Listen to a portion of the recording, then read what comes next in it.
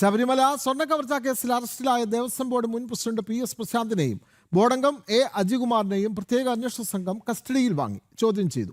SP ശശിധരന്റെ നേതൃത്വത്തിലായിരുന്നു ചോദ്യം ചെയ്യൽ. വരും ദിവസങ്ങളിൽ കൂടുതൽ അറസ്റ്റിലേക്ക് കടക്കാനാണ് സാധ്യത.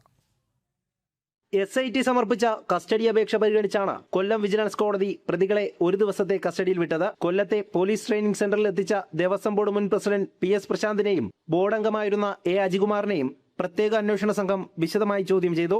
അറസ്റ്റ് രാഷ്ട്രീയ പ്രേരിതമാണെന്നും നിരപരാധികൾ ശിക്ഷിക്കപ്പെടരുതെന്നും വൈദ്യ പരിശോധന കഴിഞ്ഞിറങ്ങവേ PS പ്രശാന്ത് പറഞ്ഞു. എന്നാൽ മന്ത്രിക്ക് പങ്കുണ്ടോ എന്ന മാധ്യമങ്ങളുടെ ചോദ്യത്തിന് മറുപടി നൽകിയില്ല.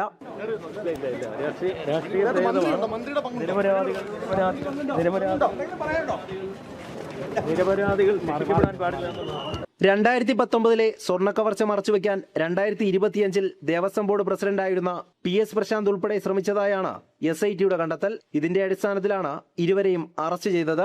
പ്രതികളെ ചോദ്യം ചെയ്തതിൽ നിന്ന് നിർണായക വിവരങ്ങൾ SITക്ക് ലഭിച്ചിട്ടുണ്ട്. ഇതിന്റെ അടിസ്ഥാനത്തിൽ ഉടൻ തുടർ നടപടിയിലേക്ക് കടക്കാനാണ് പ്രത്യേക അന്വേഷണ സംഘത്തിന്റെ നീക്കം. കൂടുതൽ പേരുടെ അറസ്റ്റ് ഉണ്ടാകുമെന്നതാണ് വിവരം. ദേവസ്വം ബോർഡ് മുൻ പ്രസിഡന്റ് പത്മകുമാർ അടക്കമുള്ളവർ പ്രതികളായ 2019 ദ്വാരപാലക ശില്പപാളി കേസിലാണ് PS പ്രശാന്തിനെയും അജികുമാറിനെയും പ്രതി ചേർത്തിരിക്കുന്നത്. ജനം, കൊല്ലം.